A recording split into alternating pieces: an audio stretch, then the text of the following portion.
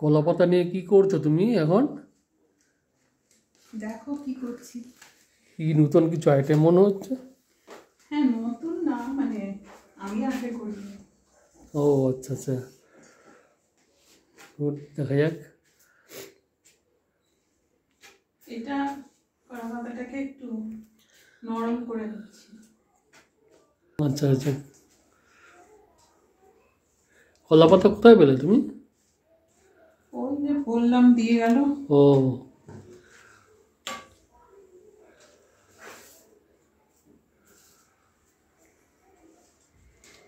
একটু নরম করে নিচ্ছি আর কি।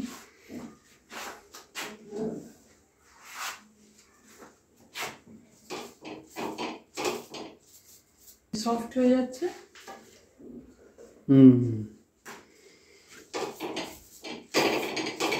ঝলসে যাচ্ছে আসলে। তুমি ভেটকি মাছ আনলে না হ্যাঁ হ্যাঁ বাজার থেকে? হ্যাঁ। পাতুরি ট্রাই করবো, আমি তো আগে করিনি। ও ও, গুড গুড, টেস্টি আইটেম। দেখা যাক কতটা টেস্টি হয়। ম্যারিনেট করে তো রেখেছি, এবার এটাতে করতে হবে জিনিসটা, বানতে হবে এক একটাতে বেঁধে বেঁধে, তারপরে আবার ওটাকে স্টিমে কুক করতে হবে। হ্যাঁ হ্যাঁ হ্যাঁ। আমি দেখাবো এক একটা কিভাবে বানতে হয়, সেটাও দেখাবো। একটু দেরি হয়ে গেছে এইসব করতে করতে। কলা পাতাগুলো আসলে নোংরা ছিল, বাজার থেকে কেনা না তো। হ্যাঁ, ন্যাচারাল ইয়ে থেকে তো। হ্যাঁ, মানে এখানে বাইরের গাছ থেকে এনেছে, সেই জন্য একটু মুছতে হয়েছে ভালো করে। আবার বেশি কায়দা করতে গেলে ছিঁড়ে যাবে, সেটাও একটা মুশকিল। নরম হয়ে যাচ্ছে, সফট হয়ে যাচ্ছে। হ্যাঁ, ব্রিটেল লবটা থাকবে না। ঝলছে তো তখন যাবে যখন আমি এটাকে বানাবো, কি বলে, পাতুরিটা যখন করতে নেব, তখন তো ঝলছেই যাবে। পুরো কালো কালো দেখো না পাতুরি, বিয়ে বাড়িতে কোনো অনুষ্ঠান বাড়িতে খেতে দিলে। মনে হচ্ছে কলা পাতা একটা দুটো কম পড়বে মনে হচ্ছে, বুঝতে পারছি না। দেখি আরম্ভ করলে বুঝতে পারবো।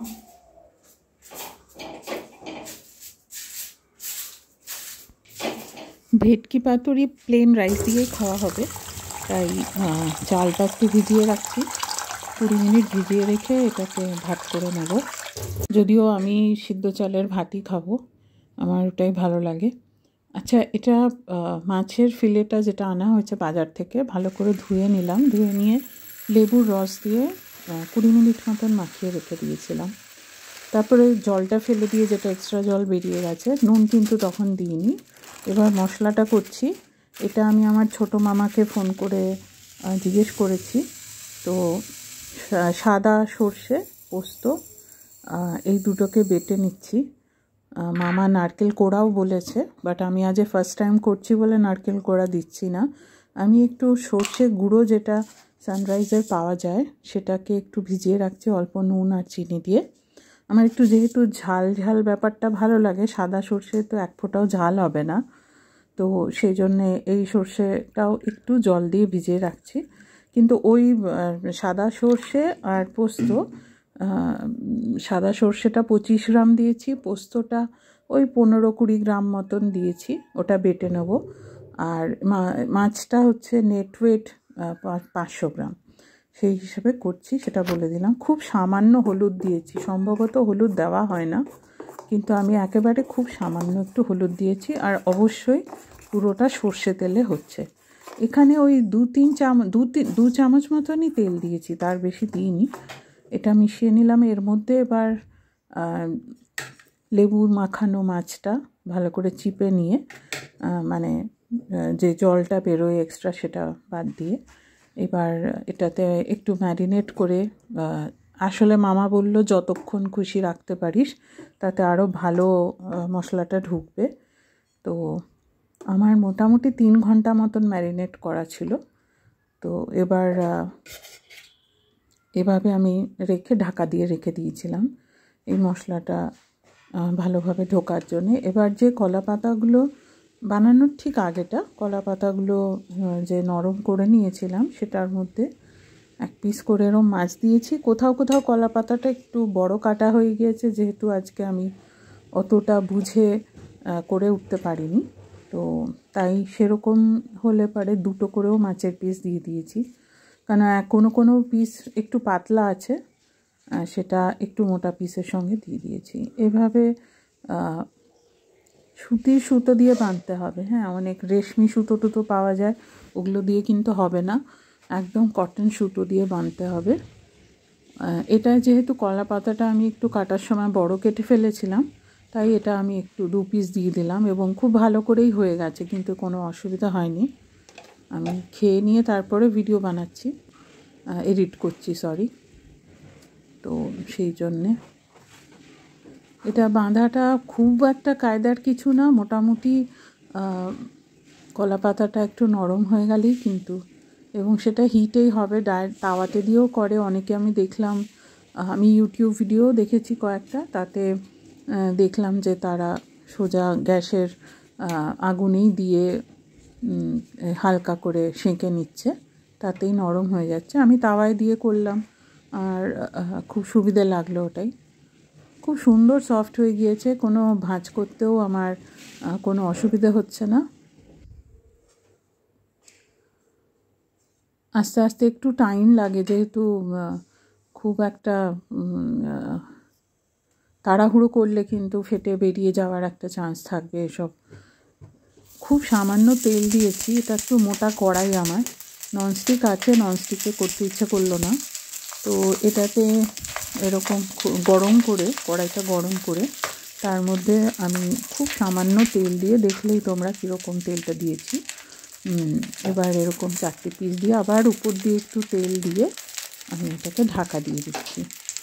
মোটামুটি স্টিমে আমার কিন্তু 15-20 মিনিট আমি রেখেছি, দুদিকে করে।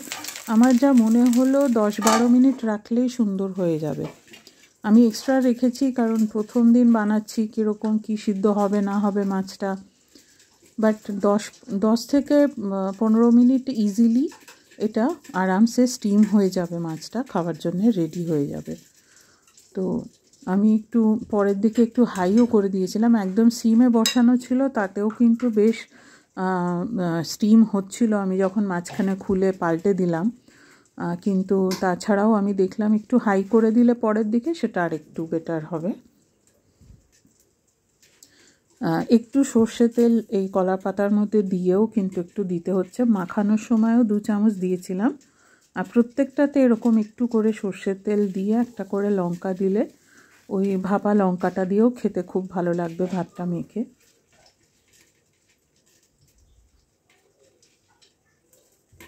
এই বাঁধাটা কিন্তু কোনো ব্যাপার না, কিন্তু আমি দেখলাম একটু সময় লাগে, মানে আমি আরম্ভ করেছি দেরিতে, যেহেতু বাজারটা একটু দেরিতে এসছে, তো একটু যদি তাড়াতাড়ি আরম্ভ করা যায় তাহলে কিন্তু সময় মতন হবে। আমাদের একটু খেতে দেরি হয়েছে, অসুবিধা হয়নি, আজকে রোববার, সবারই ছুটি।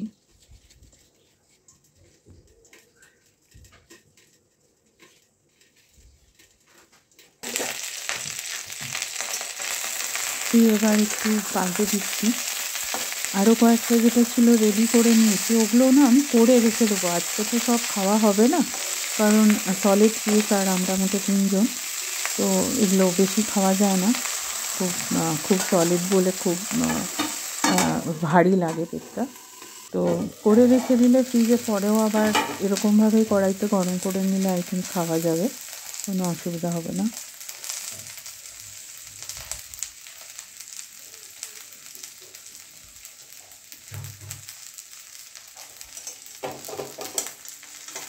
এক রাউন্ড হয়ে গিয়েছে, আবার আরেক রাউন্ড আমি বসাবো, তার আগে আমি খুলে দেখাবো কেমন হয়েছে, পরিবেশন করা নিশ্চয়ই দেখাবো।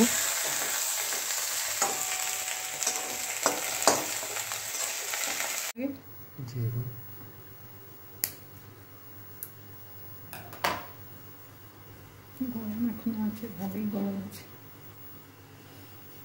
একটু তেলটা মনে হচ্ছে আর একটু কম দিলেও ভালো। করো রেখে দাও, প্লেটে রেখে দাও। না, প্লেটে খুলে দিচ্ছি।